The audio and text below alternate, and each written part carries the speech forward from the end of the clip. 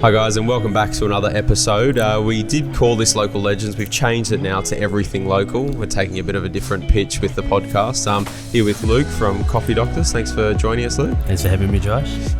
So I've sort of watched a little bit of your journey back and forth on Instagram, which I'm enjoying a lot. Do you want to tell us a little bit about you, what you're about, and sort of where this all started? Yeah, so basically I used to be a pharmaceutical rep, and you know, it was actually me just trying to become like a doctor for my parents because they wanted me to become a doctor. Yeah. But I didn't really enjoy it. But I used to get coffee all the time when I took the doctors out, pharmacists out and everything. So coffee was always something in the background while I was a pharmaceutical rep. Yeah. And then one day I went to a cafe, and I really like, there was something different about the coffee, and I really enjoyed it. And then I started talking to the barista about it, and he was really knowledgeable about the coffee. And and then it got me thinking, like, you know, how is coffee made? Like, I was just curious. Hence why we you know, we have a little slogan, coffee for the curious. Yeah. And I was quite curious, so I went to I Googled like roasting facilities or like coffee roasting, and there was a coffee roaster that came up. So I went there to go, you know, check them out, see what they do. And when I saw it, it was like, it smelled really nice. Like, you probably smelled roasted coffee. Yeah. It smells beautiful. I love the community they had. Like, everybody's like really happy. I met the owner, and he was like really, like, you know, in touch with his customers. They're all his friends. So I thought, man, I want something like this, you know, one day. So then, since I was kind of getting over the pharmaceutical job, I asked the owner, I was like, hey, you guys looking for anyone? Yeah. And just so happened that one of the roasting managers was quitting and leaving the following week. Yeah. And they were kind of like looking for someone. And then I decided to, you know, work for him. And then I kind of like got chucked in the deep end, because since the manager left, a few of the other guys left as well. So I was kind of like left to do everything myself. So I had to learn on the fly. I started like reading a lot of books about coffee. Yeah. And experimenting with different coffees and just growing my palate and my knowledge.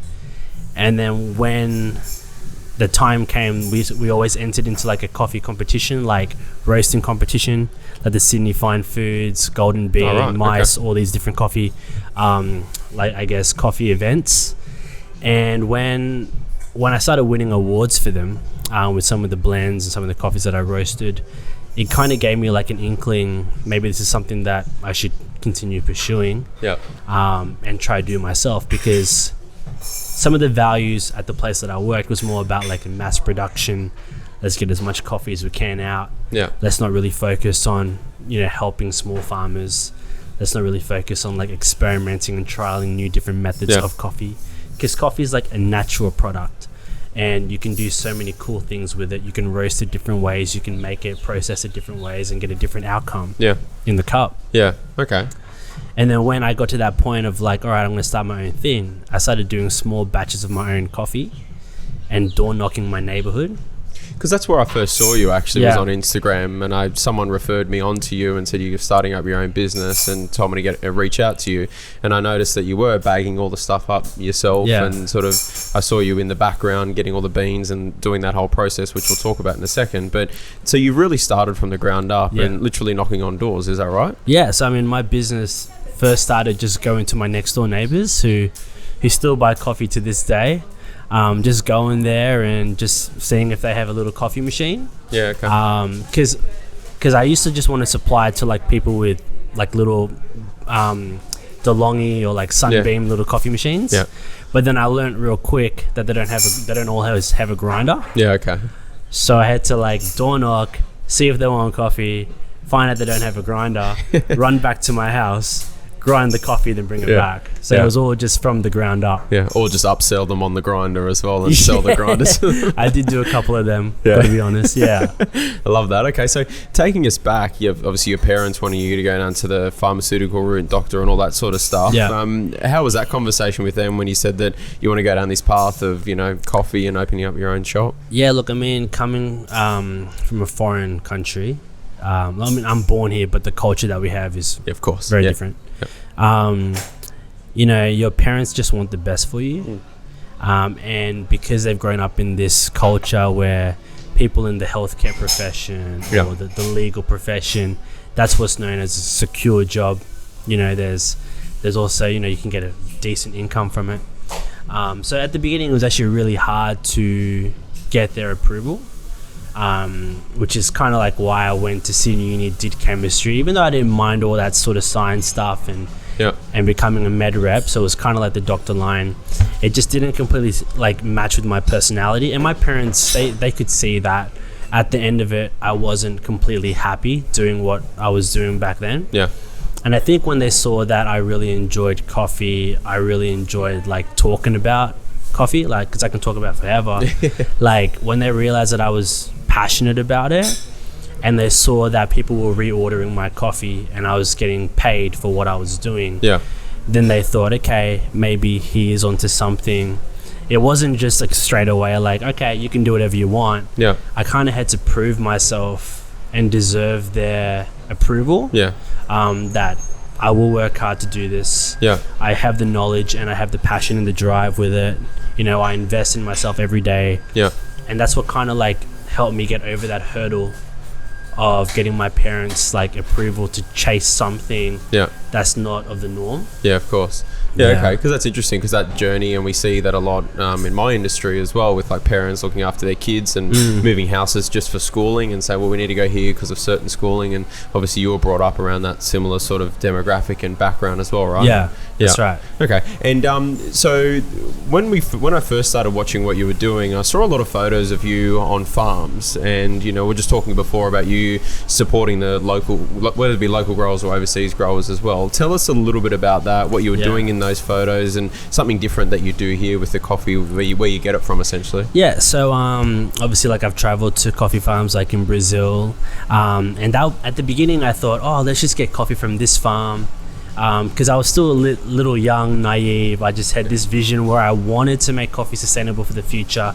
I wanted to create direct relationships with these farmers, so I traveled. I invested my time, spent like a lot of my money to just learn. Tax write-off though. Tax write-off, 100% tax write-off. Don't listen to the tax man. And when I learned that there was a lot of barriers, like, you know, you have to get big shipping containers. You can't just grab some green beans and then bring it over. Like, customs are very strict about all those things. And so when I learned that there were also people who kind of like have this profession where they deal with the farmer directly, but they travel here as well and talk to us. Through my travels and talking to people and learning more about the industry, that's when I learned that for me to be as effective as I can be with the product of coffee and communicating it to customers, sometimes you kind of like have to delegate those things where they travel, because then my time can be more, you know, efficient here. And so over time, I met people who were those happy to be the middle person and deal with them with the coffees, and they would give me samples, and they would tell me the relationships from each farmers, what the story is. Like, you know, there's many different problems that we need to, you know, fight in terms of sustainability, like economic, you know, political, social, environmental, all these different types of problems that we face. And with farmers, it's also a fight to keep farming coffee, because if you think about it, if you're a farmer, just like any business owner, you need to think what's most profitable for my farm. And if people are paying $1 for a coffee somewhere, where do you think that $1 goes? You know, and for farmers, it's actually a fight to keep supporting them, because if they're able to get paid a fair wage for their coffee, they're not going to move to farming soy or farming corn or farming whatever it might be. And so part of my goal as well is to be able to encourage, you know, other, you know, coffee farmers, that there is hope. You know, there's hope that if we can keep growing the specialty coffee industry and keep working together, we can help them to actually keep growing coffee and not other things. I suppose other things are important, of course, but if we have people stopping to grow coffee, then us coffee lovers are in trouble. Yeah. Well, you're sort of digging a bit deeper into your passion and finding people that are passionate about coffee, supporting what they're passionate about, and sort of giving a little bit back to them. And that ties us into what you're bringing here in terms of a business. So you've dug a lot deeper into the people that are farming the coffee and their culture and values and what they're looking at. And you've tried to bring that into the actual shop as well. Yeah. Talk to us about the sort of community that you're building here, because I see a lot of your stuff on social. Yeah. Apart from your team having a lot of fun, looking like it's a lot of fun online. I'm sure they're having fun. I'm sure they're having fun. But talk to us about the community that you're building from not just your staff, but also the people that come in here and enjoy coffee.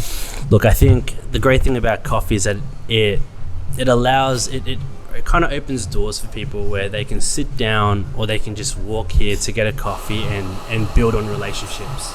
You know, we have like a lot of father and children. They come here together as a family just for a coffee early in the morning. We have people who want to do business meetings or build those business meetings, like relationships up. We have people who they go to the local gym, you know, and they go with their gym mate and then they come here after. So that's like one aspect of it, is relationships like that. But what you'll notice is like a lot of people, and even people listening to this, like you'll probably know of someone who hates their job, you know, who doesn't want to wake up and go to it. You know, what we want to do is we want to give those people something that they can look forward to every day.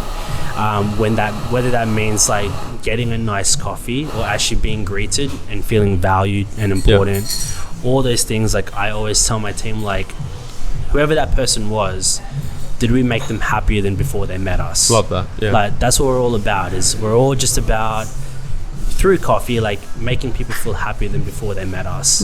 Like energy giving, right? Instead of energy taking. Giving. And you know, we also sponsor like I don't know if you guys have heard of Chronic Hope.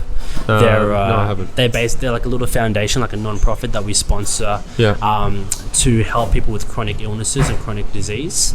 So like we just want to help, like not just the people in this little area, but from, you know, being able to be successful here, we want to be able to help like bigger issues as well that are outside of physical of course, scope. Well, you got a lot of exciting things going on. So like what's next for the business? Like you've come so far already. You're already supporting a lot of these sort of charities, communities, and giving back to what people have given back to you. So what's next for the business? Where are you hoping to take it?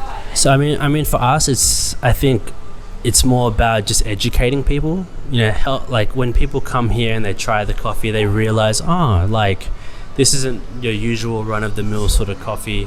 And when they realize that you can get the same country's coffee, but it tastes completely different to another farm, like that's like eye-opening for a lot of people. And then when they realize that they can enjoy coffee and help farmers and help make it sustainable for the future, and through them enjoying the coffee, they can fund new experiments, you know, encourage farmers to keep farming. I think that's like the next step, is like just to keep growing and educating people to understand what the difference between a $1 coffee is to a coffee that you pay a bit more, but it's helping a lot more people. Of course. That's huge for me. And also just continuously, you know, giving people a sense of belonging, a sense of community. And that's why we have a podcast as well. We have all the different social media platforms, because not always everybody can get here. But if we can reach out to those people, that's really important as well, that they can still get the same vibe. Of course. But not always have to be in the physical location. Well, you definitely do take that out there in the sense where on your Instagram, in all the stories that you put up, you're really bringing the community in together. Like every day you have a different word that you put up and people guess the sort of word, and then you get a free coffee out of it. And that's sort of, you know, it's sort of getting interaction on there. That's right. And then people are coming in to pick up their free coffee, and then it's sort of building a relationship and more of a community in that regard. And that's the one thing I've loved about seeing your journey, is you're doing different things. You're not just doing the same thing, and you're doing whatever you need to bring people together. I think that's sort of gone out of culture and out of over the past few decades. Go back 40 years and that was massive. You'd go outside and my dad would always tell me, like, he'd know the neighbours. Now you don't know your neighbours, but now what you're doing is you're trying to bring everyone back together. That's right. It's really exciting to see. We had a couple of questions on Instagram. One of the questions was, people had noticed that you have different coffee from different countries. Yep. Talk to us a little bit about that and so different countries, maybe some interesting countries where you get your coffee from. Yeah, so at the moment we've got coffee from Brazil. We got coffee from so the Brazilian coffees I'll like go through a little bit. Yeah. So some of the Brazilian coffees that we have, if there's any Brazilians listening out there, they're like from Minas Gerais. But yeah, so like these Brazilian coffees, like one of them is grown like just natural, which basically means when they pick the cherry from the tree, they leave it out on concrete patios. Yeah. And then it just dries until the parchment or the outer skin comes off. But basically, to keep it simple, like some of these Brazilians, they have like nice almond chocolatey tasting notes. Yeah. So if you were to drink it black, you'll get stuff like that going on. And some of the other ones, they go through like some extra fermentation. Yeah. Like in water tanks, they sit there for a bit longer. Yeah. So that helps us bring out more like tropical, funky sort of tasting notes like passion fruit, mango, that sort of stuff. Yeah, and then we also got coffees from Guatemala right now, Costa Rica. Yeah. The cool thing about the Costa Rican one is that we have like in Central America, there's like El Salvador as well, Honduras, there's like civil war that goes on. Yeah. You know, and that, you know, we're very blessed in Australia to not have things like this going on. No, that's right. So one cool social aspect that some of these farmers have done is they own like a lot of land, right? Yeah. And to pick cherries from the tree, it can take a lot of labor and a lot of work. Yeah. So for people who are actually victims of civil war, they provide the coffee farm as like a refuge where these people can get away from civil war, earn a decent wage because they're like just working at the farm, and they're also safe from civil war. Yeah, and get to drink some good coffee as well. Get to drink some good coffee. So, you know, that's one example of us doing some social good from the coffees that we buy. And then there's other things like environmental stuff, like growing a lot of shade trees and making sure that we're not taking all of the forests from the animals and still giving them a place to live. Yeah. There's many other ones, but yeah, like those sort of things with the coffee we really try to push. Yeah. And give to our customers. It also tastes great. Yeah, of course. Because the farmers are really passionate about what they do. Yeah. But at the same time, it's about educating people about that and helping something bigger than just our country and further out there. But yeah, like the cool thing, like for people who are interested in coffee and different origins, one real quick like basic thing you can do if you're shopping for coffee anywhere, if you look for coffee that's like from Brazil, Guatemala, Colombia, generally you'll find that coffee to be quite chocolatey and nutty, generally, unless they've had some weird fermentation or something done to them usually. But then if you want coffee that's really fruity, bright, floral, a bit higher in acidity, some people might call it sour, because it's not for everybody. You can get coffee from Africa, like Ethiopia, Kenya, Burundi, Rwanda, those sort of places. So yeah, that's like a real simple thing for those who are listening who want to hear a bit more about coffee. A little difference if you're shopping around for your coffee. You know, I love that. Well, look, we just want to say thank you for sharing everything that you've done. Look, it's been an absolutely amazing journey to see you bring this thing off the ground. You know, you hustled hard, knocking on doors, and something that I did early on in my career, so I can really relate to that. You've got an amazing business here, not just on Instagram, the culture that's there. You come in here and you can actually feel that. And you've got a real passion for what you do, and that's really exciting, especially for someone like myself in business as well that's passionate what I do. So you're amazing. Keep doing what you're doing. People can follow you Instagram, Facebook, all that sort of stuff. Pop in and get a coffee. I just had one myself. It was amazing. So thank you so much for joining us. Thank you. So easy. Thanks, guys. Cool. Thanks, guys. See ya.